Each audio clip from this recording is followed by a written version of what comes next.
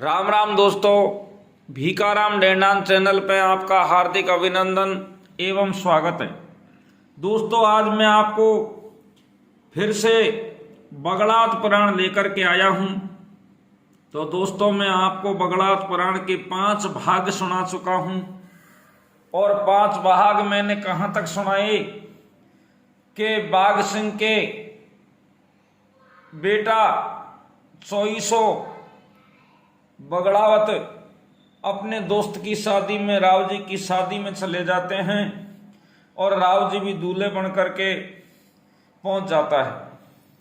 तो दोस्तों, अब आगे का प्रसंग आप बगड़ावत भाग 6 में सुनेंगे कि जब तोरण का समय होता है तो राव जी हाथी के होदे पर सवार होकर के तोरण मारने के लिए आते हैं।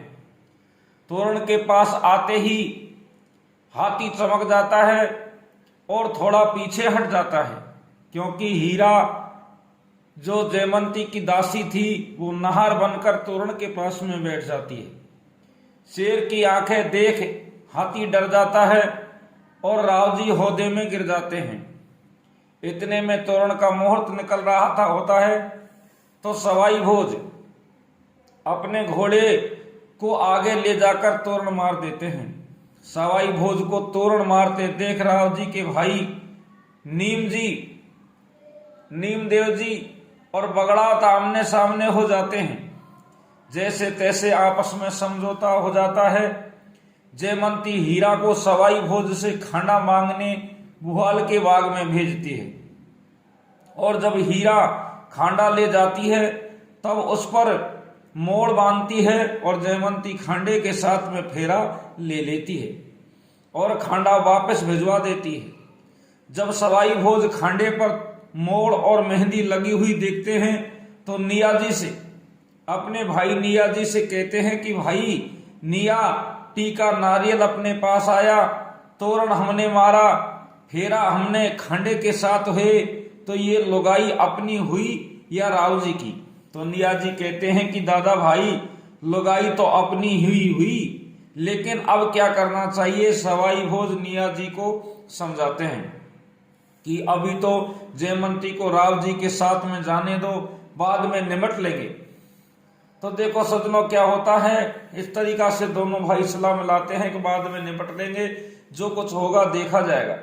हेरों के समय रानी जयमंती राव जी के साथ अपना रूप बनाकर बैठ जाती है और उस रूप के साथ राव जी का ब्याह हो जाता है। राव जी अपनी रानी जयमंती को लेकर रवाना होते हैं। जिस रथ में रानी जयमंती हीरा के साथ में होती है, उस रथ में गाड़ीवान रथ को दौड़ाता हुआ आगे ले जा रहा था। तो बगड़ावत पीछे पीछे आ रहे थे।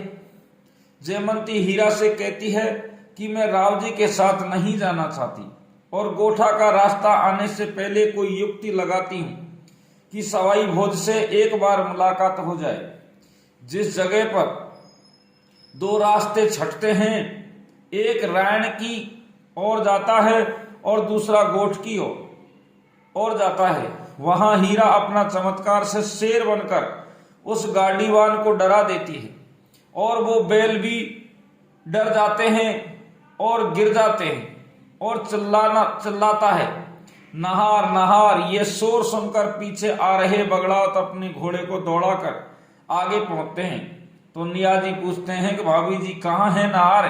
तो नियाजी जयमंती को पहले भाभी कहकर पुकारते हैं। तो रानी जयमंती कहती है कि नहार वार कुछ नहीं है, मुझे आपसे बात करनी थी। मैंने सवाई भोज को अपना पति माना है, उनकी तलवार के साथ में फेरे खाए हैं। मैं राव जी के यहाँ एक पल भी नहीं रह सकती, आप मुझे अपने साथ ले चलिए।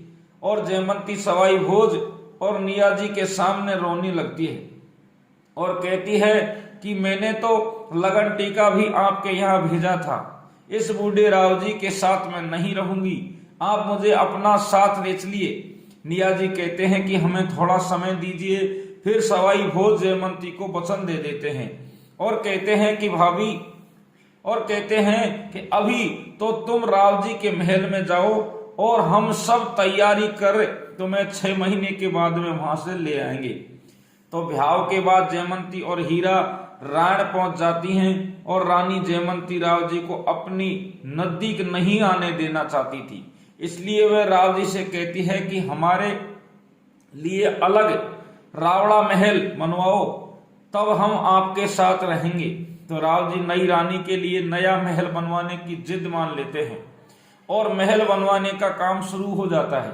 महल बनाने के लिए सैकड़ों कारीगर दिन भर लगे रहते हैं और दिन में कारीगर काम करते हैं, लेकिन रात में रानी जयमती और हीरा उसे जाकर बिगाड़ देती थी। ऐसा करते हुए भी महल 6 महीने में तैयार हो जाता है। बहुत इंतजार करने पर रानी जयमती व्याकुल हो जाती है। फिर वह हीरा से पूछती है कि 6 महीने तो बीत गए, बगड़ावत कब मुझे लेने आएंगे? हीरा कहती है वे नहीं आएंगे, वे अपने काम में लग गए होंगे, भैंस चराने में उलझ गए होंगे। रानी कहती है कि सवाई भोज ने वचन दिया, उनका वचन महादेव का वचन है, वे जरूर आएंगे। 6 महीने पूरे होने पर जयमती हीरा से परवाना लिखवाती है, एक पत्र लिखवाती है, और जैसे सीता रावण की कैद में थी उसी तरह मैं राण के राव जी की कैद में हूं। अपने वचन के अनुसार मुझे यहां से जल्दी छुड़वा कर ले जाइए। हीरा चील बनकर बगड़ावतों के यहाँ रानी का पत्र पहुंचाने के लिए जाती है। तो दोस्तों, ये प्रसंग अब आप सुन रहे हैं। इससे आगे का प्रसंग मैं आपको अगले भाग में सुनाऊंगा, जिसका नाम होगा बगड़ावत भाग 7वां, और ये प्रसंग है बगड़ावत भाग 6। राम राम दोस्तों, जय हिंद, जय भारत।